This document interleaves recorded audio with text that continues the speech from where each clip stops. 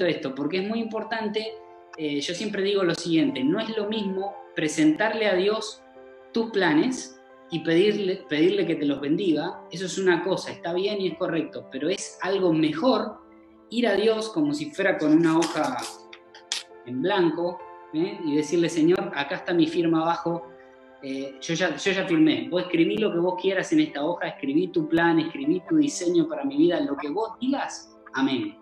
Entonces, esa creo que fue la diferencia y la experiencia conmigo, el testimonio conmigo es eso, ¿no?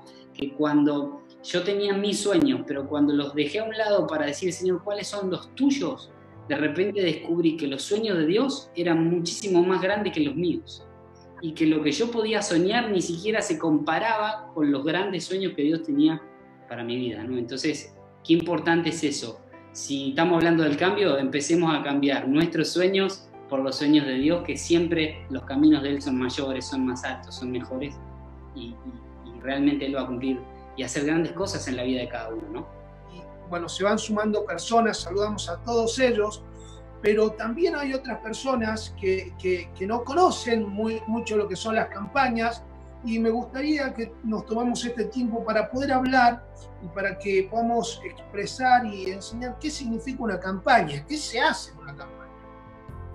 Bueno, porque tiene que ver con lo que vamos a hablar acerca de los cambios. Así que claro, vamos a ver.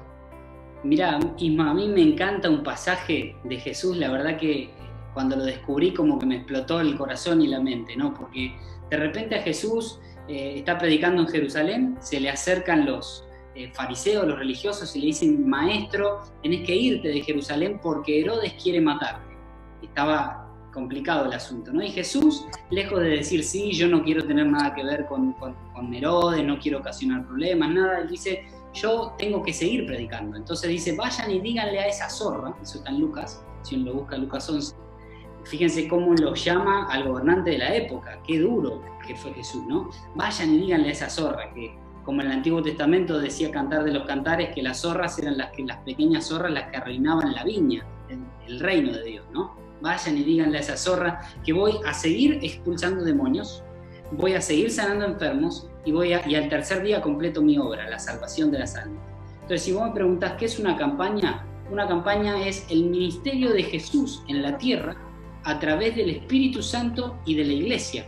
Entonces, ¿y cómo se resume eso? Salvación, libertad de demonio de toda opresión y sanidad de toda enfermedad por medio de Jesucristo. Entonces, me acuerdo una vez, estábamos en una campaña en Mar del Plata, año 2014, y entonces le decían que si las campañas habían pasado de moda, que si sí, que si no, viste que siempre está ese dilema un poco entre los pastores.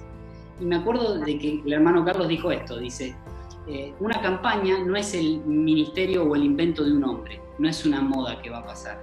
Una campaña es el ministerio de Jesús en la tierra.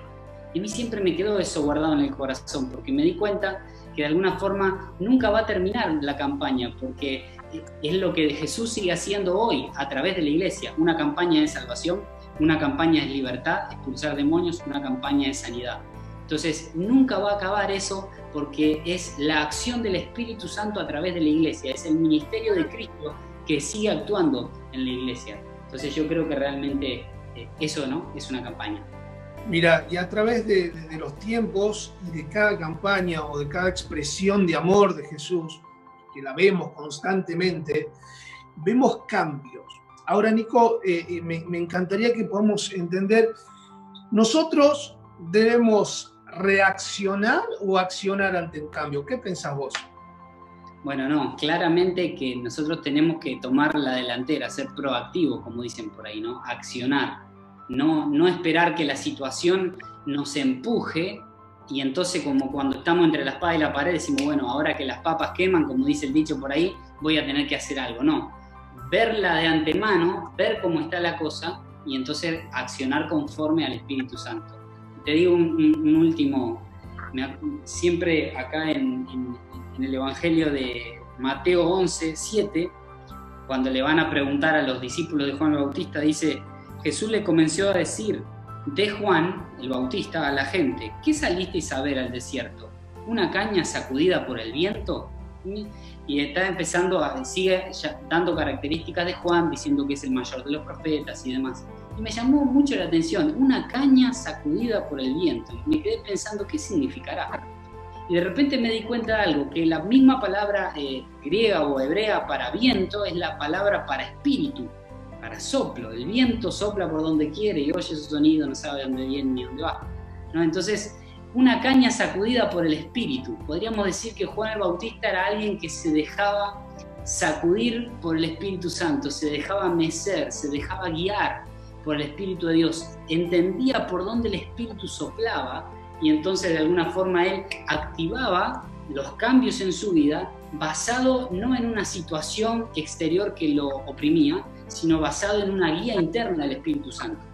El Espíritu Santo lo guiaba y lo llevaba a actuar, no a reaccionar como que después, sino que él veía por dónde venía el Espíritu, una caña sacudida por el viento. Estamos hablando de cambios, estamos hablando de decisiones. Es importante que alguien se pare en la brecha y diga, hasta acá llegó.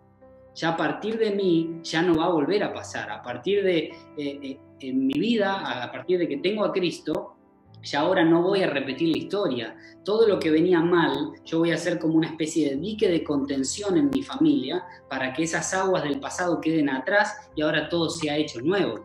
Entonces es importante, yo creo, Ismael, que vivimos en una sociedad o en un cristianismo incluso, que a veces sobrevaloramos la gracia tanto como una especie de hipergracia, como que todo es de regalo y que no nos damos cuenta que el ser humano también tiene una gran responsabilidad en las decisiones y en el futuro que cada uno quiere y puede tener en Dios. O sea, Dios hace su parte, pero el ser humano tiene que hacer la suya.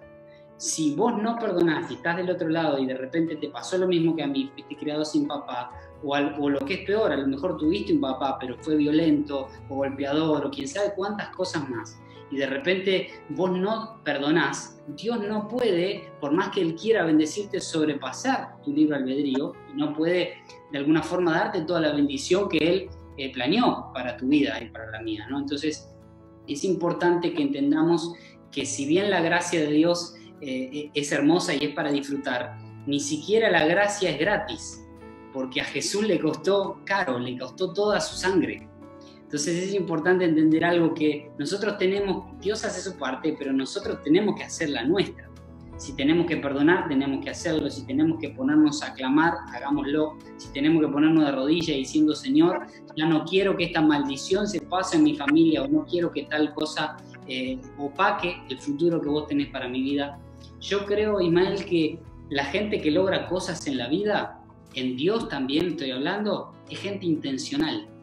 Es gente que no es que le cayó del cielo las cosas. En Dios, todos los regalos que Él tiene para darnos son cuestiones que nosotros también tenemos que, de alguna forma, buscar en oración.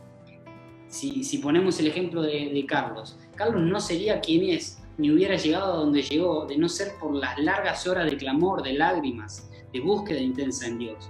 Entonces, a veces yo veo jóvenes, hablándole puntualmente a los jóvenes, que tienen a lo mejor grandes sueños para Dios, pero sus acciones no condicen con sus sueños. En otras palabras, como en la tierra prometida, toda esa generación de Josué a lo mejor quería entrar a la tierra prometida, pero hubo toda una generación que murió en el desierto porque no tuvieron la determinación para actuar conforme a lo que creían. Pero luego se levantó otra generación que de alguna forma creyeron y actuaron en consecuencia de lo que ellos sí creían. Entonces, si querían conquistar la tierra, fueron a pelear. Si querés conquistar un ministerio, si sentís que tenés un llamado de parte de Dios, peleá en oración, buscalo, anhelalo, clamá. Eso es lo importante, porque Dios hace su parte, pero nosotros tenemos que hacer la nuestra. Dios nunca va a pasar por encima de nuestro libre albedrío, ¿no? Y si se trata de cambios, creo que eso es un gran cambio en nuestra forma de pensar y de entender la vida. Pero siempre, como de alguna forma decíamos al principio, guiados por ese Espíritu Santo, no contra la espada y la pared como reaccionando ante una situación, sino dirigidos por el Espíritu Santo. Y hago un paréntesis acá, antes de seguir. La Biblia nos habla de que el inconstante, el de doble ánimo, es inconstante en todos sus caminos. Entonces, una cosa es ser guiado por el Espíritu, pero no hay que confundirlo con ser inconstante, porque a veces la gente dice, uy, pasó esto, cambio y hago otra cosa, y ahora cambio y hago otra cosa, y después cambio y hago otra cosa. No se trata de ser inconstante. sino que se trata de ser dirigido por el Espíritu Santo, ¿no? Y que nuestros pasos sean certeros. San Pablo no era un hombre de muchas cosas, era un hombre de una cosa hago, una, no dos, no tres, no cinco, no 10, una. Dejo lo que está atrás, me extiendo hacia la meta, hacia el premio del supremo llamamiento en Cristo. Entonces, Jesús también era alguien enfocado en una cosa sola, el ministerio de Cristo, salvación, libertad, milagros. Vayan y díganle a Herodes, esa zorra, yo no voy a dejar de hacer lo que tengo que hacer, eso es lo que voy a hacer. Wow, qué hermoso, y tiene que ver con todo esto, ¿no? Voy a tomar una de tus palabras, que es reacción y ser dirigidos por el Espíritu Santo. Ahora, mi pregunta es la siguiente, y les hago a todos los que nos están mirando y a los que están ahí. ¿Quién te estuvo dirigiendo este tiempo? ¿Cuáles fueron tus consejeros? ¿Qué es lo que te llevó a estar en este punto de tu vida? Vuelvo hace unos instantes atrás, la falta de perdón, los contextos de tu historia. Fuiste como Juan el Bautista, como decía Nicolás, que era mecido, guiado por el Espíritu Santo. ¿Fuiste versátil o fuiste rígido ante los conflictos de tu vida y dijiste, bueno, Ismael, esta es la vida que me tocó?